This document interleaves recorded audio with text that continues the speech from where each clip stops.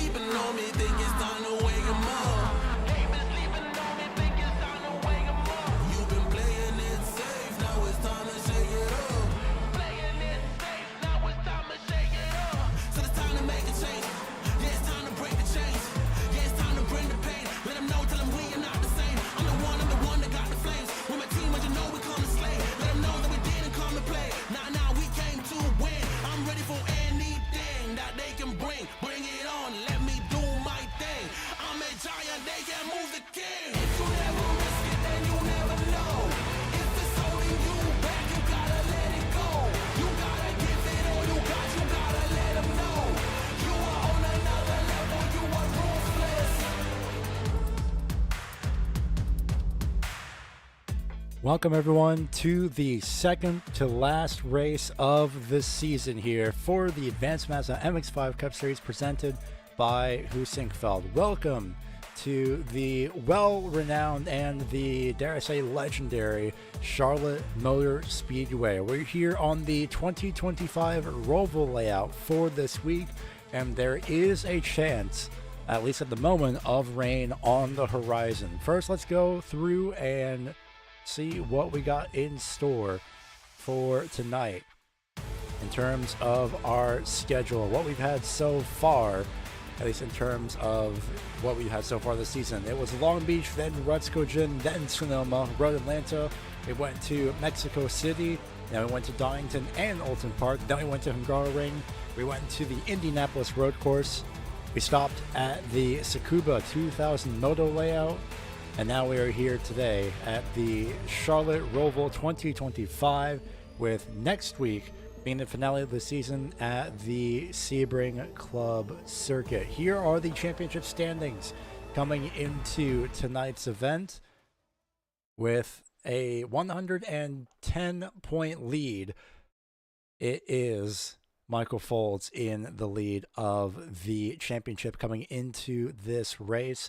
Very crucially as well, I would argue, especially considering the fact that, well, now we only have 6 drivers in contention for the championship, at least mathematically, due to the fact that we have 350 points for the winner, and then it's going to be 700 points total from this race onwards. So Olivier Henrico could hypothetically win the championship if Folds is not here. But of course, Folds, well, is here. Let's go over your starting grid for this race. As right now we have Michael Folds starting on the outside lane, starting off on the front row next to Mario Alfredo. Aaron Reynolds starts off in the 3rd place position with Matthew Bartlett in 4th. Who by 1/1000th of a second got within the 1:34s.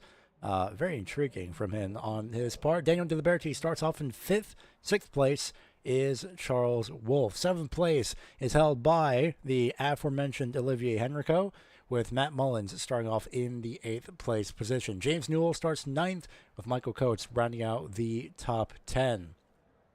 Chris Wetz, first time we've seen him this season, and I'll argue a very well-known name on the road course scene on iRacing, if you know of him. He starts off in 11th. Good to see him here trying his hand in the MX-5s for this week. 12th place, Wesley DeCruz. 13th place is occupied by Daniel Polnikvar. Jeremy Wilson starts 14th. 15th place is Frankie Sugamelli. 16th place is Matthew Breton. Tony Wallace and Justin Reynolds start 17th and 18th, and 19th place is Michael Tanagoretta, who rounds out the last drivers that put in a qualifying time. Braden Sagasser and Fernando Signoretto start 20th and 21st, not able to put in a lap time. As I go to real pictures here with the little bit of a drone over the front straight this week, keeping an eye on everything. And, well, we might come back to this depending on how the start is handled. But right now is Michael Folds in control. Again, no Nicholas Shepard this week. Genuinely surprising. And the rain continues to close in. We will show you the radar here once we get everything underway. But we do have 30 minutes on tap for you this week, as it has been every week so far this season. That was Aaron Reynolds that has joined up on the grid. Folds, Wolfe, Coates, Sagasser and Signoretta have yet to grid at the moment. They have about 25 seconds left to do so. So if they do need to grid, I would start right now. We're just awaiting for the final few drivers to grid. 13 seconds left. Our pole sitter, Michael Folds, has not gridded, shockingly enough. Will he be able to make it? He's got 5 seconds. Now he's there. And the only driver left to grid is Signoretta, who he does not make it to the starting grid. So 20 cars on the front straightaway. 30 minutes on the clock. The revs rise. Eyes on the flag stand. And we are green flag racing from the Charlotte Motor Speedway under the lights with rain on the horizon, ever approaching as these field will approach turn number 1. Great start by Aaron Reynolds, who gets up to second. It's going to be side by side between Mario Fredo and Matthew Bartlett for the third place position. Everyone seems to have made it through A-OK so far as to go through the drastically dark infield. Hopefully at some point we will get the infield lighting like it's there in real life. But right now, single filed out, it would be only first place and 7th, 8th, and 9th as they started. As going wide are a couple drivers, but they managed to stay all in line. There's Daniel Diliberti trying to hold off Olivier Henrico in that number 4. Olivier Henrico to the left-hand side as they go through the hairpin onto the oval. Diliberti goes way wide in the number 14. He hits the outside wall, and the 2 of James Newell is caught up in this. He's not getting a podium this week either.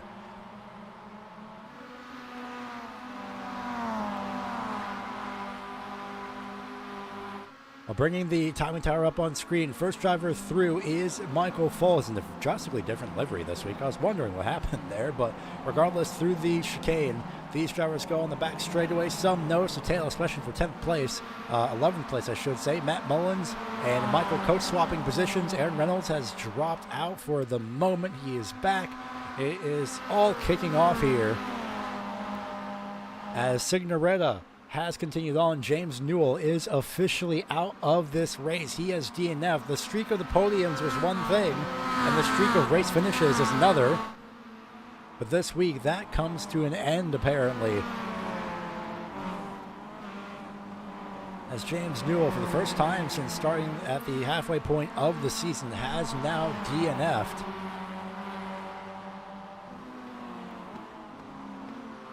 Of course, for the, we'll address the Nicholas Shepard missing situation here in a moment. But first, let us take a moment to take a look at this battle between Daniel Diliberti, who I think had steering damage at this point. Look just behind him, Tony Wallace, Michael Tanagoretta, side by side. Actually, no, that's Braden Sagasser, sorry, for 14th place that these two are battling for. And just up ahead of him is Diliberti and Ponikvar, as they'll go side by side into the hairpin. Preferred lane to Diliberti.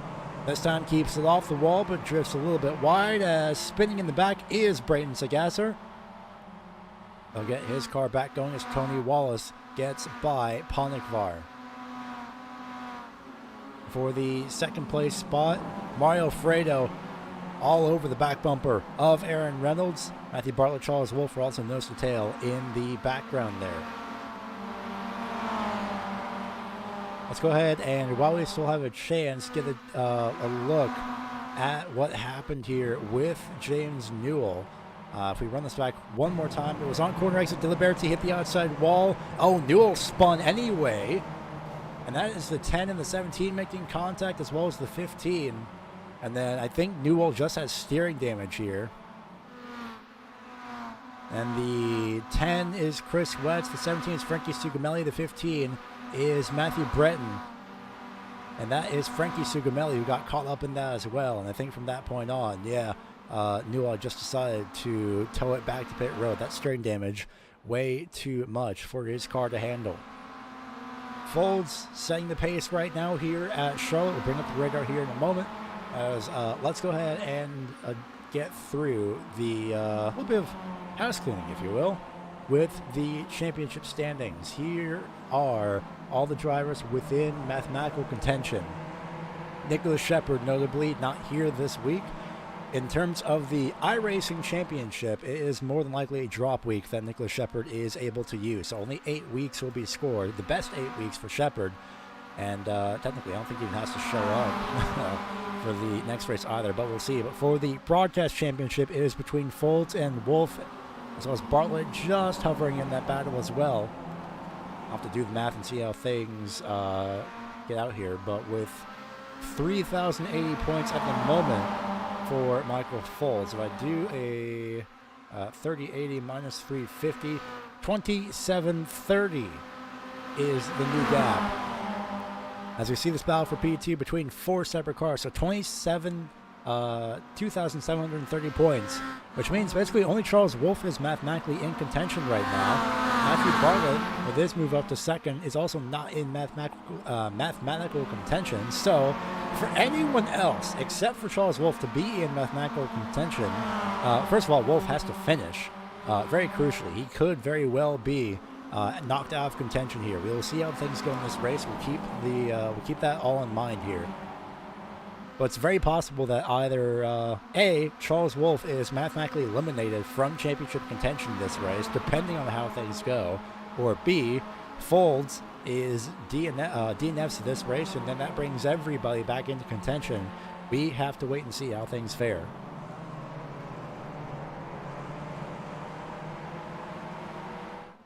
Well, with all of that out of the way, let's go and bring up the radar here on your screen and showcase what we have coming through right now. You see, just over approaching from the west-hand side, it is more than just some light rain. It is a whole host of rain. So that very light blue is, of course, the light rain that we have, but, well, for the second time, for the second time, for the second season in a row, rain is on the horizon. This time it's going to strike likely way sooner than what happened at Watkins Glen last season. Last season at Watkins Glen, it hit in the last 5 minutes.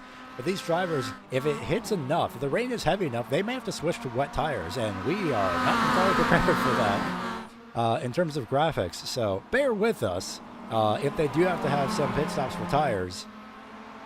We'll see what we can do here on our end as Aaron Reynolds tries to defend from Charles Wolf, is unable to do so. Look at that, 3 wide in the back for fifth place, Olivier Henrico, Mario Alfredo. Here comes Matt Mullins trying to sneak his way through. Shuts the door is Henrico, but not enough. Here comes Alfredo, shows the nose, slots right back in behind.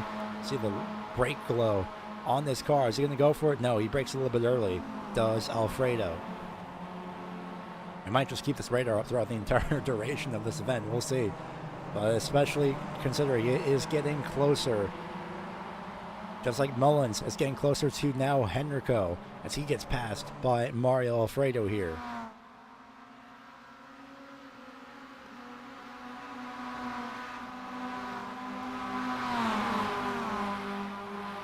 Down to the inside goes Olivier Henrico into the chicane. Can they outbrake each other?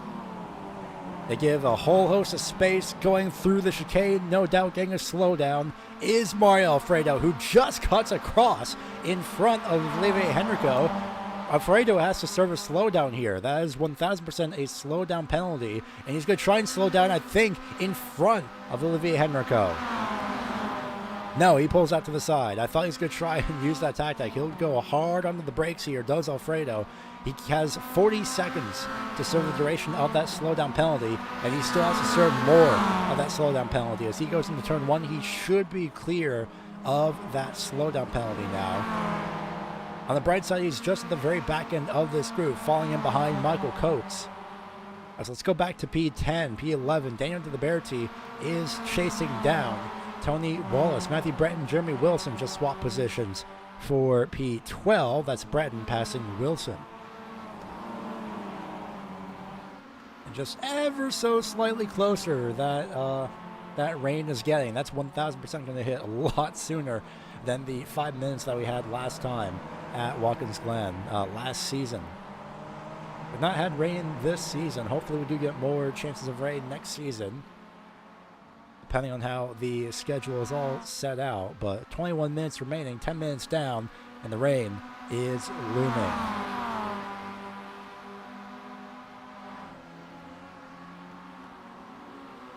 For now, let's focus on the action while we still have a chance, especially with the top top two. I don't know how to classify second, third, and fourth.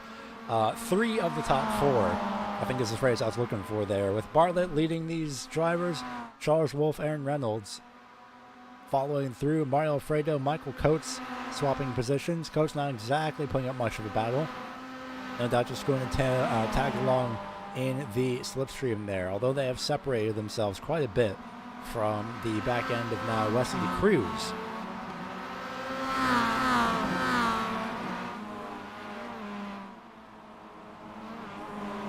In terms of drivers that are out and running, in case you've been paying attention to the timing tower, right now the drivers that are out, Fernando Signoretto, James Newell, Chris Wetz, all have DNF'd. Frankie Sugamelli is still running, and Brayden Sagasser might... Actually, yeah, Brayden Sagasser has completely retired from the race. So I wonder what happened here with the 11 machine. Let's see what happened with Brayden Sagasser. He had this spin earlier. But otherwise, I think he was just so far off pace. I don't remember anything else from Sagasser. But it was just that spin from earlier on that we caught live. But right now, Sagasser not on track, has pulled it behind the wall. So Sugamelli is in line to advance one position here from 18th to 17th. Granted, while he's lap down, he got caught up in that first lap incident. He is still continuing on throughout this race. Olivier Henrico leads for P5, and Matthew Bartlett leads for P2. So you head down into the chicane. We're kind of getting into that territory where we might have to bring in the zoom for the radar, but still closing in as out of the chicane both these drivers will go. Both Bartlett and Wolf. Charles Wolf tries to go a little bit back to the racing line, and Bartlett falls back down to the 4th place position.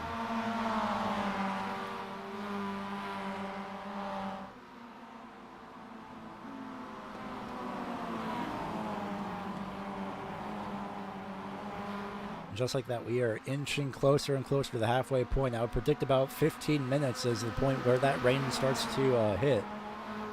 15 minutes in and 15 minutes remaining. We are just about to the halfway point of the race anyway, in terms of lap times as well.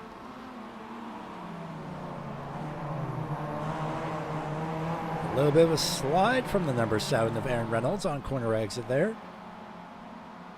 Otherwise, he is still moving, facing forward. Still trying to defend for that 3rd place position.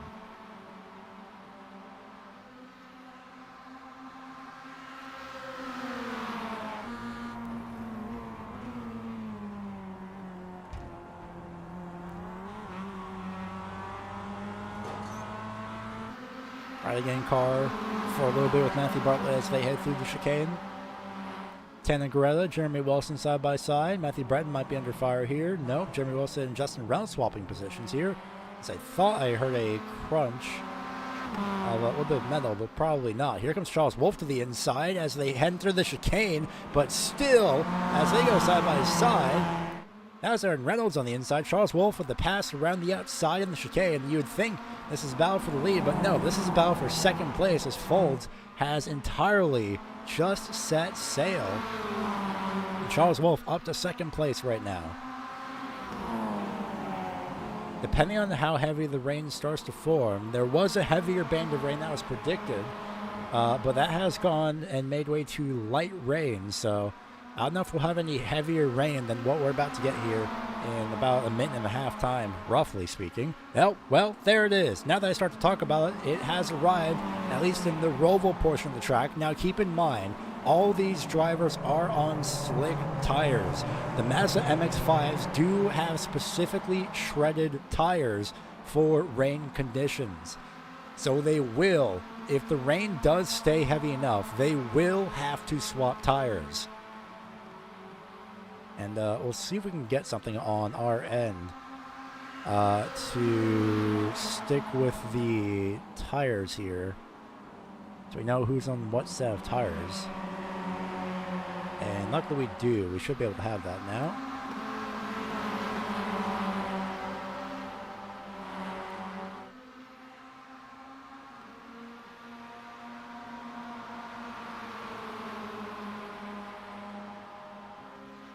Let's see if we can get that up on our side here. in the meantime, as things currently continue on, rain is starting to fall even into turn 1 on the front straightaway. And of course, this is light rain, so it's not going to be heavy enough, although these drivers battling side by side are trying to get ahead of each other as the rain continues to fall. Now watch for the track as well. Watch for how slick the track gets. Watch for any puddles that start to appear, because once that starts to happen, these drivers have a very limited window of where they are able to run.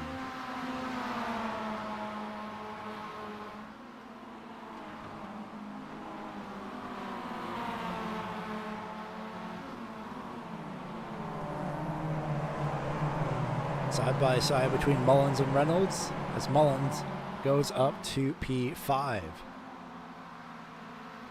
Let's see if we can bring in the radar here for you, as Mullins and Reynolds continue to battle side by side here.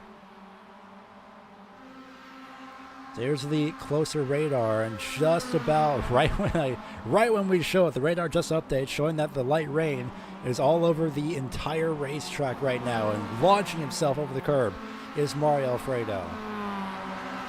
Another key thing to know as well is that everything is relatively okay until you start to see spray from the car. Once you start to see light bits of spray popping up, you might at least want to think about getting new tires. Whether or not the rain will be light enough throughout the next 14 minutes remains to be seen. But this is a race now, not against the drivers on track, but against the weather. Reynolds is launching himself over the curbs here, trying to do anything possible within reason to stay ahead of at least Mario Alfredo. Maybe try and get past Matt Mullins, but no dice just yet. Tracking out wide into the grass with Mullins just up ahead.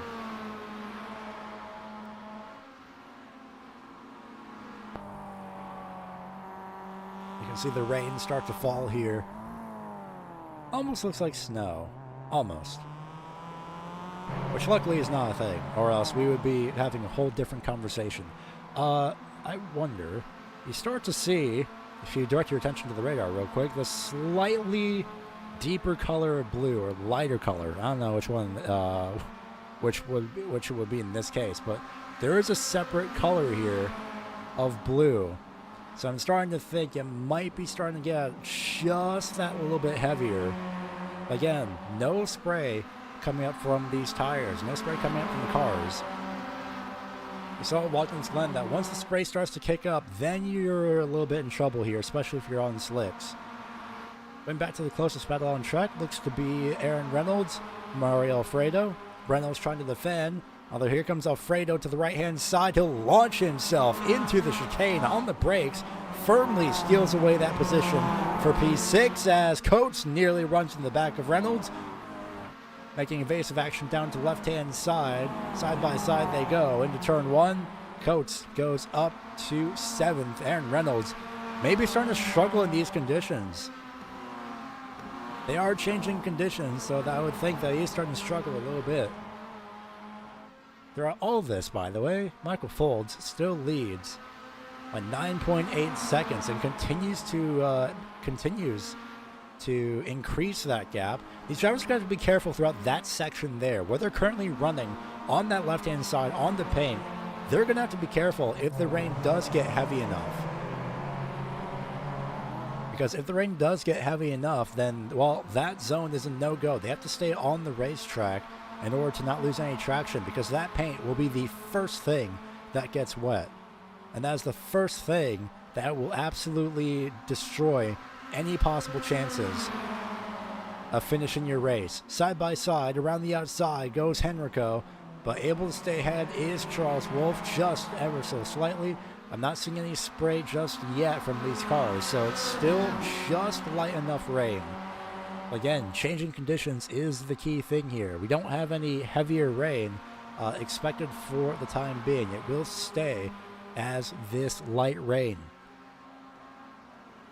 If we use this as an example, here's the racetrack right here at the top of the mouse. And then, well, anything from here to about here I think is relatively a safe bet. So it's just a matter of trying to make sure that the tires are in relatively warm condition. Make sure you don't overblow the tires, of course, but it's going to be this light rain for the next few minutes. Likely the next 10 minutes as well. Maybe a small break depending on how things go, but no heavy rain expected, but that doesn't mean the light rain can't do anything. In fact, I'm starting to see spray just ever so slightly from tires, at least, of Matthew Bartlett. So that heavy rain, sorry, that light rain, I should correct myself, is still collecting onto the racetrack. It's not going to dry up immediately. That light rain is falling. It is collecting on the track. It's just a matter of how long can these cars withstand. What is the point where that light rain starts to be a little bit too much? We'll have to see in the next 9.5 minutes here. And so Fredo and Mullins might battle side by side here entering the chicane. Of course, doing the exact opposite of what I was expecting. They'll stay single file. Mullins retains P5 as they go through the chicane. This is the one thing that I love about changing weather conditions. I know rain has been relatively divisive in general for throughout the edition of what's it got add to iRacing. I would argue if you can't race in changing conditions of the rain, well, why are you here? Not exactly on the iRacing surface necessarily, but why would you try racing? The whole point of racing is that, well, it's supposed to be the top racing condition. It's supposed to be in top competitive condition in relatively any conditions possible within reason. So I would argue that rain is a pretty good equalizer in the sense that if anyone's not willing to run in the rain, as Bartlett got a little bit loose there. It's especially collecting here, actually, as we see this battle side by side. I can just barely see the spray bouncing up off the cars, but if drivers don't like to race in the rain, well, I would start learning anyway. A, it's a lot of fun, and B, you never know if you could capitalize on the conditions where somebody else cannot. After all, rain's an unpredictable factor in real life as well. Why not try and learn it for sim racing? Especially with how constant this light rain has been for the last, 5, 10, not even 10 minutes, I would say, but no, you know what, no, I would argue almost 10 minutes. These drivers are hanging on relatively well. Huge emphasis, of course, on the phrase of light rain. And Watkins Glen, it got pretty heavy in the last 5 minutes, enough that the spray was kicking up by the time the drivers were finishing their final 2 laps. And here at Charlotte, some drivers are using their windshield wipers, as we see Henrico being one of those drivers. Henrico also going to be one of the drivers that's advancing position here as he makes his way past Charles Wolfe. At least he does his best to, but the better line goes for Charles Wolfe, and the better line may be for Matthew Bartlett, but he just was unable to get that run there.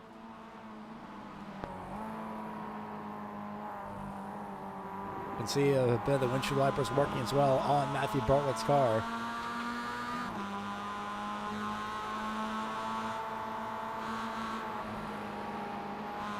Very bold decision, I would say, to use all the painted curb there, but I mean, it has not been raining heavy enough for that to be a factor, and that's not going to change in the last 5 minutes. Unless we have a freak heavy cell that starts to form immediately. Maybe just barely by the end of the race, but right now, I mean, it's relatively fine. As we continue to watch this battle on board for Matthew Bartlett, there's a spray. It's starting to kick up right there. You see from the center of the cars, it's starting to kick up on the oval section. We might have some challenging conditions here in the last 3 or so minutes of this race. Again, watch the track, watch for any puddles that may start to form. Of course, it may still be a little bit. The spray is only in oval turns 1 and 2 there onto the back straightaway. I don't see anything here. Nope, there it is. It's starting to pick up now. So that collection of water is starting to grow just ever so slightly. And again, these drivers are on pure slick tires. The rain is not heavy enough to warrant treaded tires, especially in the sense that they have 5 minutes remaining. And throughout all of this, I just want to mention, oh, hold on, as Charles Wolf was a little bit sideways, I think, on corner entry. He does make it. I want to mention through all this, Folds is having a Sunday drive at this point. 5.5 minutes remaining. He has still extended that gap as he slides his way. But Folds has still extended the gap. Well, I say that, he's lost 0.5 from that slide, but he is still 11 seconds ahead right now as it's starting to get a little bit heavier throughout that section. So first it was Folds, now it's Henrico. Reynolds and Mullins stay stable throughout that section. This is the first part where it did start to rain just about as well, so drivers will have to be very careful. That's starting to be a line to avoid as Coates nearly becomes a driver into the grass. So it is starting to collect more and more and more. And we just might, we'll bring up the radar here, it just might barely, in the last portion of this race, start to have heavier rain. Right now it has collected enough that these drivers are starting to feel the effects on their slick tires. And they're starting to see the spray kick up from the other cars as well. Henrico just going full defensive. We'll keep the radar up for the last portion of this race, the last 4 minutes. Look at Charles Wolf. He has a little bit of a bobble. I don't know if he hit a slick spot or not. But Charles Wolf was on the outside. I don't know if that was him hitting a slick spot or if that was him trying to signal, hey, let's just try and get through this. But regardless. Oh, hold on. Matt Mullins is in pit road. Matt Mullins thinks it's wet enough for treaded tires, I believe. Otherwise, I'm not sure why he would be in pit road for the last 4 minutes of this race. I'm not sure. I think he just wants to go to pit road. Matthew Breton as well in pit road. The two Matts, or Matthews if you will, both in pit road. Now, I'm not sure if they're fully switching to... Oh, yep, there it is. The tires are up. And if we are able to do so, potentially not, I don't think, but... I was going to say, if we're able to do so, we should see if they're on slick tires or not. We're not able to do so from this angle specifically. We'll see. That heavy cell is getting closer and closer. That will, if it does, that will strike in the last, minute, potentially, of this race. But look at Henrico. He's been running this line throughout the entire portion of the race, just staying on the inside, keeping left side tires just below, but he's going to have to be careful. Getting those tires on that paint is going to be absolutely dangerous. The spray is kicking up more and more and more as these laps wind on, as the rain continues to collect on this track surface. No puddles forming. Drivers are relatively safe running through the paint there out of the chicane. Right now, this time by is firmly 2 laps to go as Michael Folds, as we hear him fight the control of the car. 2 laps to go officially this time by as Tanagorella gets passed by Matt Mullins. This is going to be a key thing to keep an eye on for the lap times. Matt Mullins was the first driver to pit, assuming he is on slick tire or treaded tires.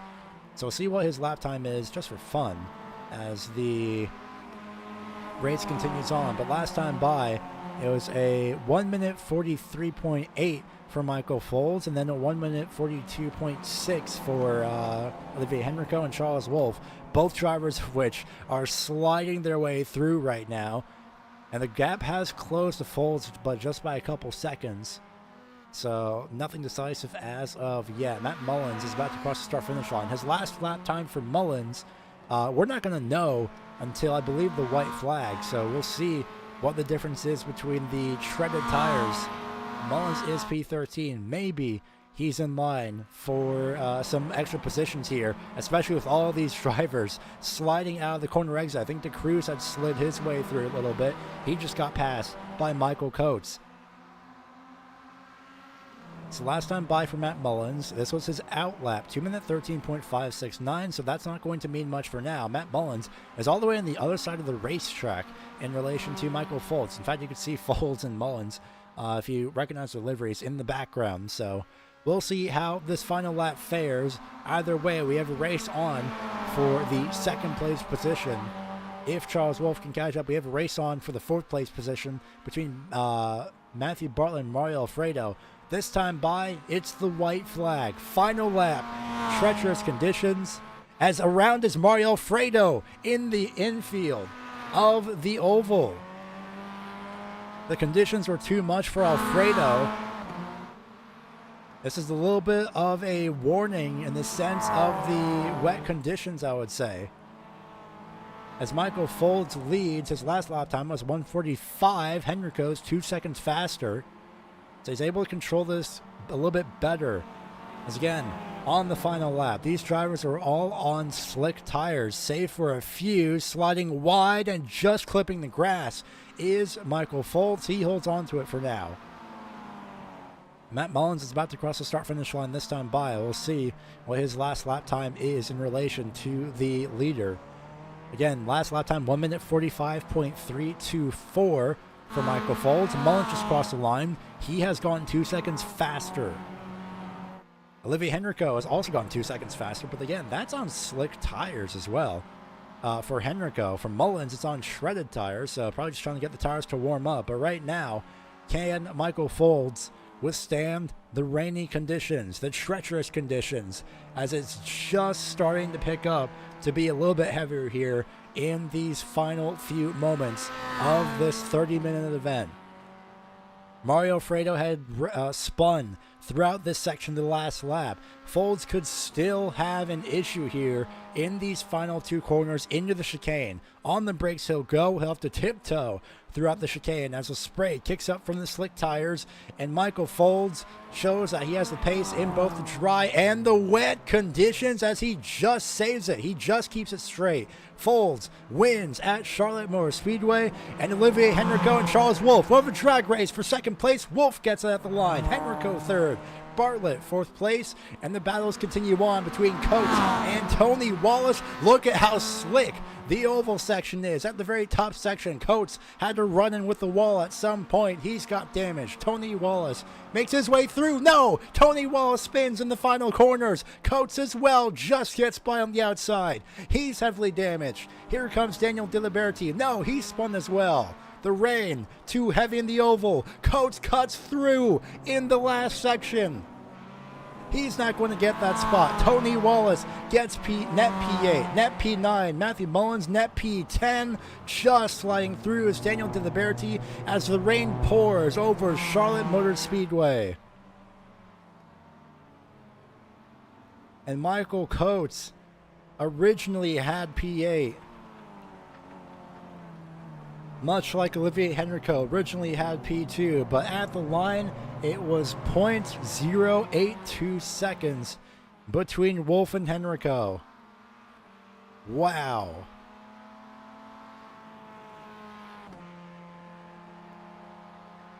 Let's go ahead and wait for the everything to finalize here, because I'm not sure if Coates is going to get that 8th place spot just yet.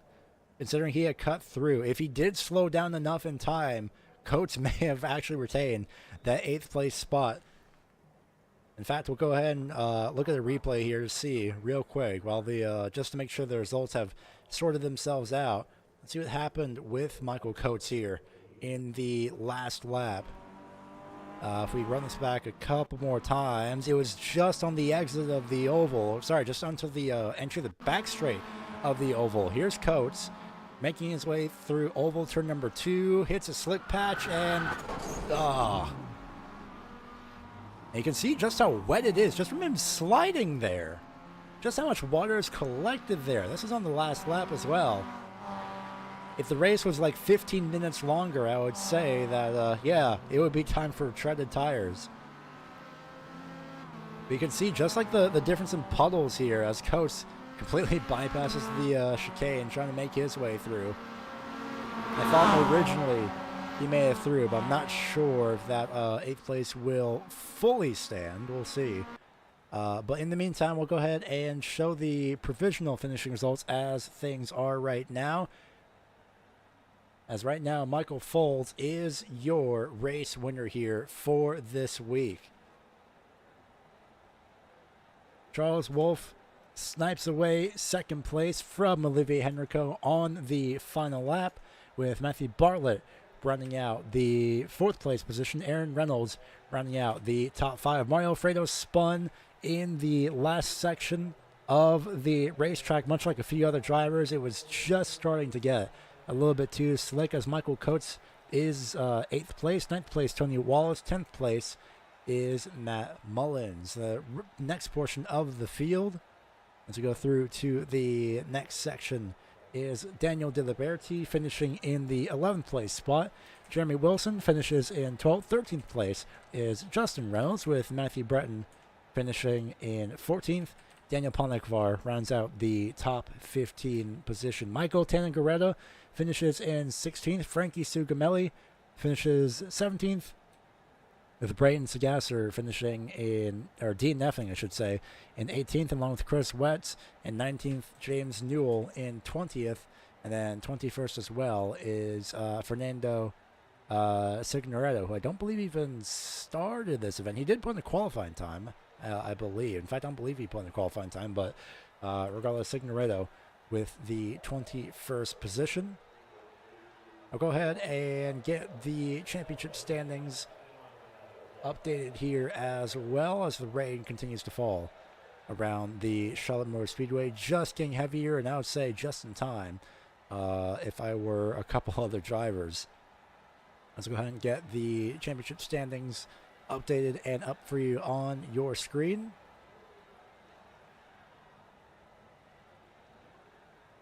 And then here we are with the championship standings after this event. Michael Folds leads with 3,080 points. Charles Wolf, the only other driver in championship contention for the broadcast championship. Nicholas Shepard is 3rd place, tied with Matthew Bartlett with 2,620 points. 10 points apart, Olivier Henrico and Matt Mullins.